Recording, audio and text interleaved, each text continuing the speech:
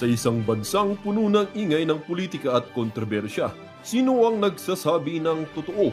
Sino ang nasa panig ng bayan? Welcome to Bayang Pinas, ang news channel na hindi takot maglatag ng katotohanan. Dito, pinag-uusapan natin ang mga isyong may kinalaman sa kinabukasan mo, politika, pamahalaan at ang tunay na kalagayan ng ating bansa.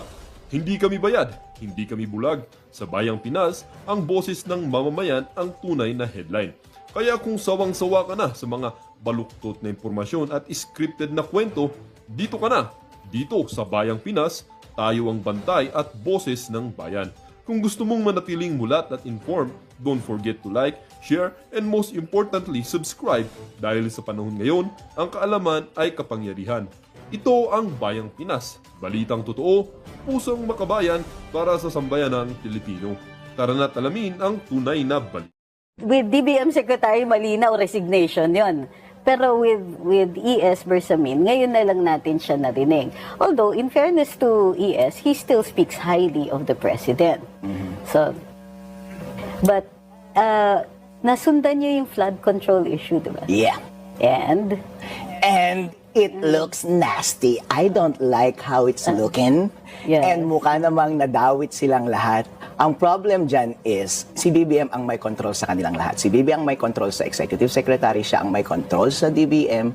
Kahit sabihin pa nilang love nila si BBM, pero sir, ikaw ang nagsusupervise sa kanila. Ikaw dapat ang maging leader. Kontrolin mo sila. Kung gusto mo silang paalisin, edi sabihin mo explicitly, publicly, na umalis na sila dyan sa pwesto nila. Wala naman silang magagawa. Eh kung yung simpleng bagay na yan, hindi mo pa magawa, sir, competent ka pa bang gawin yung trabaho mo? Baka totoo yung sinasabi ng kapatid mo na today, hi ka.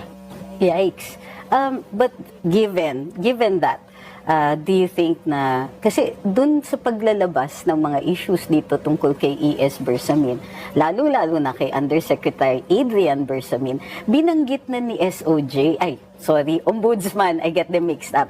Binanggit ni Ombudsman na may kinalaman pa nga daw, pinapakialaman ni Yusek Bersamin, yung mga appointments sa DOJ. This was directly from Ombudsman Boying Remulla. So, is it possible na the President is unaware, given what you've already said, na itong mga to ay, well, they were running the show? It looks like he is unaware, pero kapag ganyan, nawala siyang control sa mga bagay-bagay sa baba, yung isa, tinuturo yung isa, na pinapatanggal ako, linalagay ako, nakikialam, ibig sabihin, may kwenta pa ba yung nasa taas? Nako! Siyempre, kung hindi central yung control and power, mag-aagawan sila ng power sa baba. And yung mga loko-loko sa baba, sila ang magsisiraan at magnanakawan ng pera ng taong bayan. Sisisihin mo sila, sila ang may problema. Pero sino ang may mas malaking responsibility? Yung tao na dapat na nagdidisiplina at nagkokontrol sa kanila, sa kanya dapat nanggagaling yung culture ng integrity. Nagawa ba ni BBM yun? No, sir. I'm so sorry. Wow. There's a reason why Attorney Harold is in demand as a guest. Even in rallies. So, pero sinasabi ni ES, di ba? Ito, in the spirit of transparency, o sige, willing naman siya to cooperate in the investigation, pero hindi siya magpapatawag sa Senado. Well, alam mo, abogado ka, Attorney Trixie, abogado rin ako. Kapag wala kang tinatago, salang ka parati ng salang. Ngayon, kung meron talaga siyang integridad at malinis siya, hindi siya matatakot na magpaimbita doon sa Senado. Wala na siyang magagawa. Right now, ang tao, hinuhusgahan na silang lahat.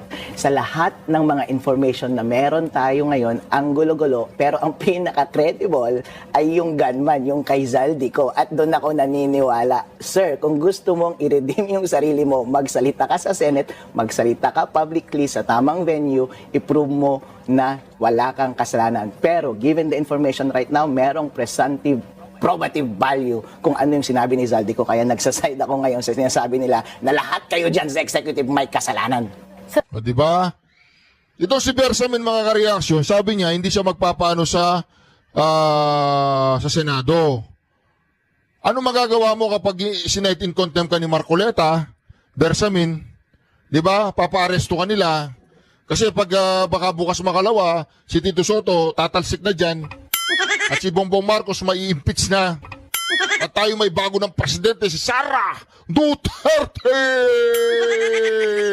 Si E.S. Bersamin is a former Supreme Court Chief Justice. Ouch. Diba? So, ouch. Okay. But the Supreme Court, given yung, itong si Senator Ping Lacson, di ba? Na gusto niyang pondohan ng 250 million yung Judiciary Integrity Office. Para dun sa mga nakikinig, yung Judiciary Integrity Office used to be the Judiciary Integrity Board. So, dito umaakyat yung mga kaso ng mga judges and other court personnel na under the administrative jurisdiction ng Korte Suprema. So, ngayon, nag-reorganize ang Supreme Court para mas mabilis at saka mas maayos yung responses. At para mas mabilis, hindi na siya board. Office na siya, tapos may Judiciary Integrity Officer. So, given na, what do you think of Senator Ping Lacson's, Senator Ping, sinasabi mo ba implicitly na walang integrity si Justice Bersamin kaya gusto mong improve yung Judicial Integrity Board? So kasi, kung sinasabi niya na kailangan natin mas ayusin yung pagdidisiplina ng mga justice at mga judge, parang sinasabi niya na nagkamali si Mr. Bersamin. aray. So, akala niya pinagtatanggol niya si Mr. Bersamin o si BBM, implied yun, sir, na sinasabi mo na mahina talaga ang sistema natin sa ating gobyerno sa pagpili ng maayos na mga judge and justices. But do you think the reorganized JIO will be effective? Kasi sa totoo lang, kailangan natin ng ng trust sa ating hudikatura. Right now, it's the last man surviving yata. Within the between the three branches of government, so far the judiciary has maintained its integrity. I'm sure there are other people with opposite opinions on this one. Pero so far, the judiciary has maintained its integrity. With the integrity office, sa tingin mo, it will improve the faith of the people in the processes. Alam mo, Attorney Trixie, nahuhulog tayo sa patibong ni Senator Ping Lacson. Na-distract tayo sa main issue. Kasi ginugulo nila tayo, sabi nila, nagkulang ang judiciary, nagkulang si Bersamin, ayusin na natin yung judiciary. Sir, sapat na kung ano man ang mga proseso sa ating gobyerno ngayon na panagutin kung sino man ang nanagot. Meron bang pumipigil sa'yo na panagutin si Bersamin ngayon at lahat ng mga sinabing tauhan ni Zaldico? Panagutin mo sila. Ang daya-daya mong sinabi na measures para maayos ang gobyerno natin. Bakit hindi mo gamitin kung ano yung mga measures na meron ngayon at panagutin mo sila? Gusto kong makakita ng kaso, gusto kong may makulong before Christmas and preferably umalis na si BBM. Ooh. Yikes! Yikes! Umalis na si BBM! Yikes! Yikes! Ooh! Umalis ka na, BBM! Ooh! Okay, so, ito nga, sorry. Pero interesting kasi yung point mo, na dito yung usok, pero dun yung dilig. Yep. Pero, in fairness naman kay Senator Ping, di ba? Sino bang may ayaw na pondohan mo yung integrity office? Pero, let's explore that distraction strategy na it is also Senator Ping na nagpipigil dito kay E.S. Bersamin. But hindi ba yan naman talaga yung takbo ng Senate investigation? After all, nung nag-resign si DPWH Secretary former one, si dating DPWH Secretary, hindi na siya pinatawag uli. So, ngayon si ES, kaka-resign lang, hindi na rin siya pinapatawag. O yun nga kapag nagkabuko-buko talaga, ang hirap manisi ng mga scapegoat, ng mga maliliit na tao. Pero tanungin mo ang taong bayan, yun ba ang gusto nilang marinig? Pumunta ka sa probinsya, ang bukang bibig nila puro flood control na iinis na sila sa ating gobyerno. Satisfied ba sila sa response ng gobyerno?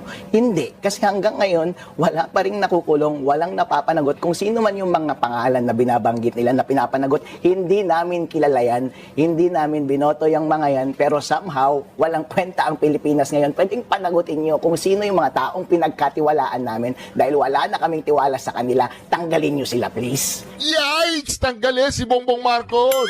Yikes! Yikes! Grabe! Oh, Atty. Respicio, pasok! Laban tayo ng social media bukas. We'll be back with more of Vice Mayor Harry. Again, affiliation from the So, Attorney Harold, you featured prominently dito sa mga rallies recently. What do you think of the outcome? It was nice kasi we had the opportunity na i-voice out natin kung ano talaga ang nararamdaman ng taong bayan. Kaya alam mo ako, Trixie, wala akong affiliation from the very beginning. Yes, Hindi ako actually. makadilaw, maka-pink, maka-BBM. Although may sentiment ako kay BBM kasi pareho kami ng GL. kulay at pareho kami ng pinanggalingan. Alright? Pero walang sumuporta sa akin at all. Pero nararamdaman ko kung ano yung nararamdaman ng taong bayan. Especially kung saan ako nanggaling. Sa Isabela. Kami love namin si BBM nung umpisa. Kasi sir, syempre, kasama ka namin eh. Pero nakaka-disappoint ka eh. Tapos lalo na idinawit ka ngayon ni Zaldi. Malinaw ang involvement mo. Tapos hindi ka pa nagtatrabaho. Eh syempre, bilang isang self-respecting individual, gusto mong i-arrest kung meron kang nakikitang pagkakamali. At mahalaga na i-voice out natin kung ano yung nararamdaman natin. Kaya, noong inimbitahan ako para mag-participate sa mga rally, opportunity ko na yun para mag-make ng stand na regardless kung ano man ang kulay ko, ano man ang salita ko, ano man ang tribe mo o ano man ang kakampi mo, mahalaga sa kahit na sino sa atin na sabihin natin na mali ito at hindi dapat magpatuloy. Kaya nga, inaasahan ko talaga na lahat, kung kayo mga pink, kayo mga dilaw, anumang kulay ninyo, ang tanong sa inyo is, mali ba ang nangyari o hindi? Malinaw ang sagot, mali. Kung mahina ang liderato, kailangan bang may pagbabago? Yes. Bakit hindi kayo nagsasalita? Kung meron kayong integridad, make a stand. Ako, kahit Yikes! ko si BBM sa totoo lang, ayaw kong saktan yung kuya ko. Pero, mali eh. Kumbaga, parang girlfriend yan eh. Kahit love na love mo yung girlfriend from the very beginning. Eh kaso nga lang nung kayo na nakaka-disappoint, hindi siya nag-e-effort, ang laki ng suspetsya mo na hindi siya nagtatrabaho, tapos biglang, halimbawa yung boyfriend niya, with whom linoko ka niya, siya mismo ang nagsabi na linoloko ka niya sa talikuran mo. May kipag-break ka ba sa kanya o hindi? Kahit love mo yan, may kipag-break ka kapag may natitira kang dignidad sa sarili mo. And ako, sa tingin ko, may natitira akong dignidad sa sarili ko, lahat ng Ilocano may dignidad yan, lahat ng Pilipino dapat may matira sa dignidad ninyo. Kapag linoloko na kayo ng harapan, make a stand and sabihin ninyo kung ano yung saloobin ninyo. Tama! Sabihin ninyo ng diretsa. Okay. Layas! Sabi mo, invited ka sa rally. Sino nag-imbita? Ang Panginoong Diyos siguro dahil tinawag ako ng Panginoong Diyos at sabi niya, Harold, ang tagal mo na pumapansin ng kalokohan ng gobyerno. Ito, sa harap mo, may kalokohan kang nakikita. Hindi mo ma-i-deny yan. Mananahimik ka ba o hindi? Magsasalita po ako dahil yun ang tama. Dahil ang pagiging tahimik ay pagiging complicit sa isang kamalian. Tama! Tingin mo okay yung outcome? What about yung dami ng tao na dumating sa EDSA rally? Marami dun sa sa Rizal Park. Pero dito sa EDSA, Hindi natin pwedeng paghiwalayin yung EDSA rally at saka yung INC. Okay. Kasi ito yung grupo ng tao na gusto nilang ipakita na hindi pwede na ganito ang pamalakad ng Tama! ating bansa. Kaya kailangan tumigil. As a matter of fact, hindi ito call para sa isang kulay lang. Hindi ito para sa iglesia lang. Hindi ito para sa mga maka-Duterte lamang. Para ito sa buong Pilipinas. Lahat tayo, ayaw na natin yung nangyayari. If only we could just make a stand and make a statement na ayaw na natin mangyari ang bagay na ito, gawin na natin. And as far as that thing is concerned, I think the rally was a success. But we should not stop there. Someone should be held responsible and I think some changes must happen in our country.